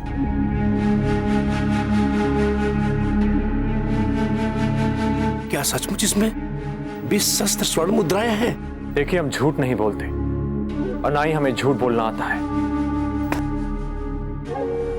बुरा ना माने तो एक सुझाव दूं आपको? जी कहिए। आप ये व्यापार करना तो छोड़ ही दीजिए, कोई और काम कर लीजिए। आप 20 सहस्त्र मुद्राएं एकदम से देने को तैयार हो गए? अरे थोड़ा बहुत तो मोल भाव किया होता। क्षमा कीजिएगा, आपको व्यापार करना तो आता ही नहीं। व्यापार करना आपको नहीं आता जीवन राम जी। अगर आप हमें इन स्वर्ण आभूषणों के लिए दुगना भी मांगते ना, तो हम इतनी सरलता से आपको दे देते। अच्छा, ऐसी क्या बात है स्वर्ण आभूषणों में? ये हमारे लिए मात्र स्वर्ण आभूषण नहीं है, ये मेवाड़ का गौरव है, अमूल्य है, कोई इनका मोल नहीं लगा सकता। ठीक है भाई, जैसा आपको अच्छा लगे। ये वो चित्तौड़ के राजकुमार नहीं है, ये तो सिर्फ नाम ही के प्रताप है, साधारण से अश्वपालक है। आप सब विस्मित हो गए ना? हमने भी जब पहली बार नाम सुना था तो हमें भी आश्चर्य हुआ था। आश्चर्य हमें अश्वपालक के नाम से नहीं है, बाईजी लाल ने इतने कम समय में उस पे किए गए अंधविश्वास पे हो रहा है। सेनापति बना दिया उसे। पर आप विश्वास रखिए इस सेवक पर, हम लगे हुए हैं उनकी जड़ें खोदने में, नहीं टिकने देंगे उसे बिजोलिया में। अरे छोड़ो पर्वतदास, कुछ नहीं होगा तुमसे। मैं खुद बिजौलिया पर हमला करने से पहले वहां चलकर वहां का मुआयना करूंगा, वहां के हालातों का जायजा लूंगा। उसके बाद शहंशाह अकबर से हासिल फौजी इमदाद से कहर भर पाऊंगा वहां। पर हुजूर, आपका वहां जाना हिफाजती नजरिए से ठीक नहीं होगा। एक सुरक्षित मार्ग है। बिजोलिया में कल वार्षिक मेला होने वाला है। दूर दूर से व्यापारी आने वाले हैं। हमारे विचार से ये एक उत्तम अवसर है आपके पास बिजोलिया में घुसने का। सरलता से उन व्यापारियों में सम्मिलित हो सकते हैं और किसी को पता भी नहीं चलेगा। भेष बदलने में तो आप इसीलिए तो तुम्हें पाला है पर्वतदास। कभी कभार ही सही, पर कमाल का मशवरा देते हो तुम।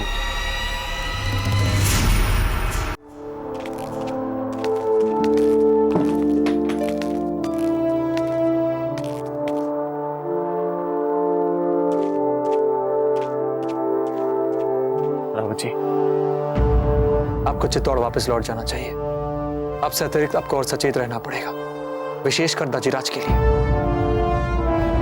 उन्हें लेकर हमारे मन में बहुत चिंता हो रही है। दाजीराज, अब राणा जी और चित्तौड़ की चिंता हम पर छोड़ दें। हम है ना, इस समय अफगानों के विरुद्ध उस जटिल अभियान के लिए हमारा पूर्ण समर्थन है आपके साथ। दाजीराज, आपको जब भी जो भी आवश्यकता हो, हमें मात्र एक संदेश भेज दें। हम सदैव आपकी सहायता के लिए तत्पर रहेंगे। जय एकलिंग जी। जय एकलिंग जी।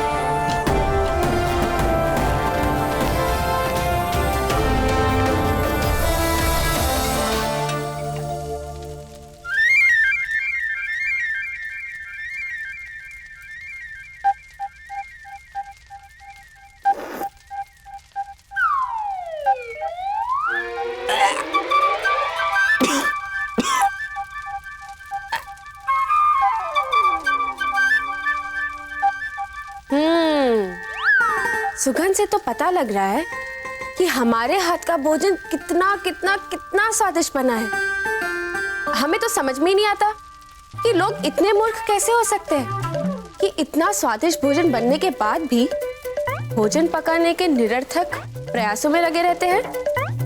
कुछ तो फल होना चाहिए ना श्रम का भी। जीजा, हम अपनी भूख मिटाने के लिए स्वयं अपना भोजन बना सकते हैं।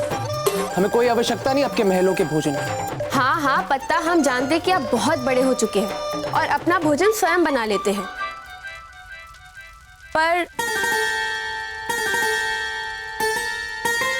पर इस भोजन का क्या, जो आपकी जीजा स्वयं अपने हाथों से लेकर आई है। और वो इसीलिए लेकर आई है ताकि आप वार्षिक मेले की सुरक्षा पर ध्यान दे सके और बिना श्रम किए अच्छा खाना खा सके, समझे? जीजा। पत्ता,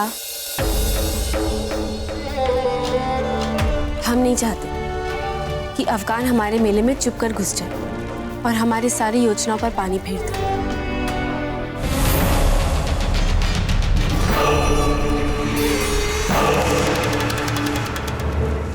और ये काम खाली पेट तो नहीं हो सकता ना, बोलिए?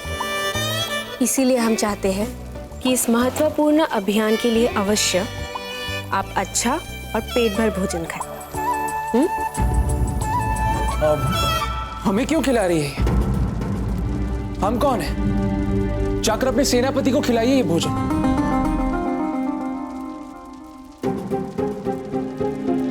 वैसे है कहां ये प्रताप? कल रात को जब हम घर आए थे तब भी वो यहां नहीं थे, और अब तो सुबह हो गई, अब भी महाशय का कोई अता पता नहीं। गए कहां होंगे?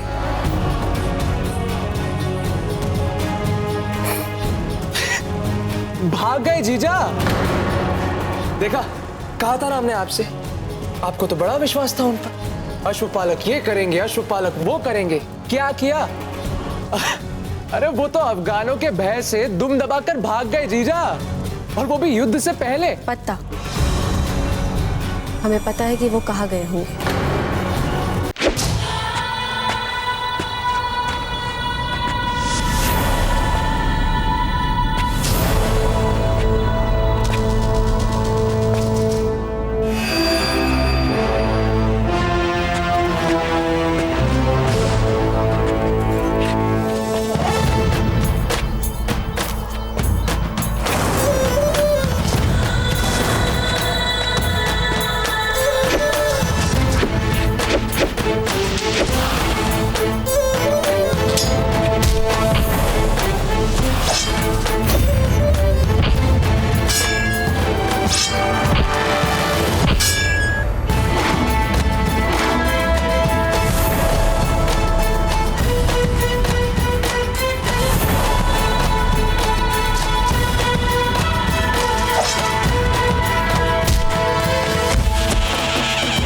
जीजा, अब क्या करिए जीजा?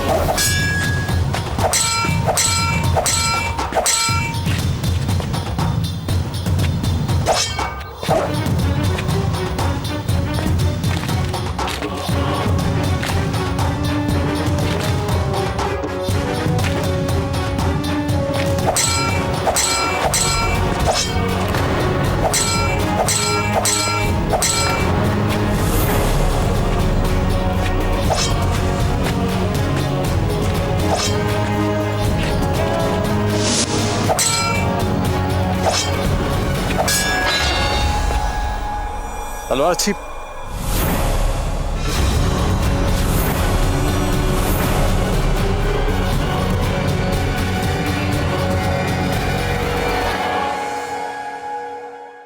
मेवाड़ के वीर महाराणा प्रताप के जीवन को करीब से जानने के लिए चैनल को सब्सक्राइब करें और बेल आइकॉन दबाना न भूलें।